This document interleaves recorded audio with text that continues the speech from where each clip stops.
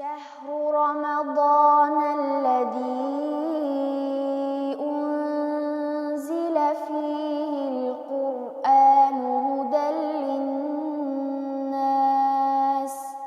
شهر رمضان الذي أنزل فيه القرآن هدى للناس وبينات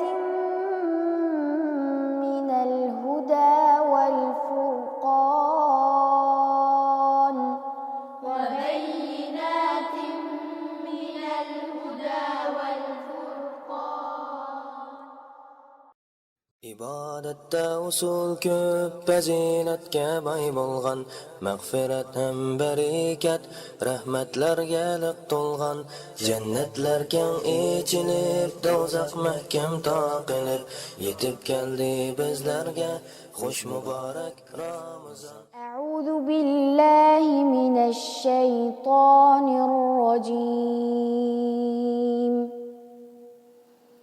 بسم الله الرحمن الرحيم. الحمد لله رب العالمين.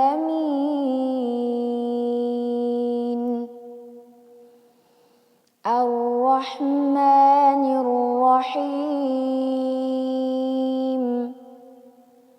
مالك يوم الدين. إياك نعبد وإياك نستعين. اهدنا الصراط المستقيم.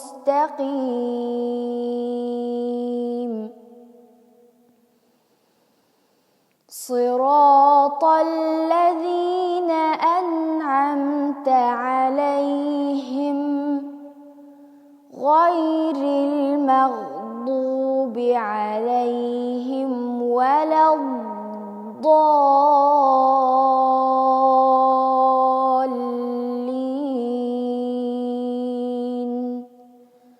صدق الله العظيم. Maşallah, Şeyma hemşirimizin qıraati qalblarimizni larzga saldı.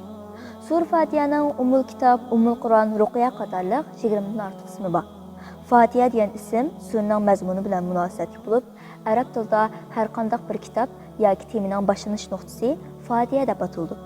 Bu sura Payg'ambar sallallohu alayhi va sallamga payg'ambarlik kelgan dastlabki davrlarga tava bo'lib, Payg'ambar alayhisalomga eng dastlab nozil bo'lgan to'liq sura bo'lib hisoblanadi. Onundan ilgari Alaq, Muzammil, Mudassir qatorliq suralarning bir bo'lik oyatlari nozil bo'lgan edi. Shahla, Baqara surasi nima uchun Baqara deb ataldi? Bu savolga ekran oldidagi qarindoshlarimizdan kim eng tez va eng to'g'ri javob bera oladi?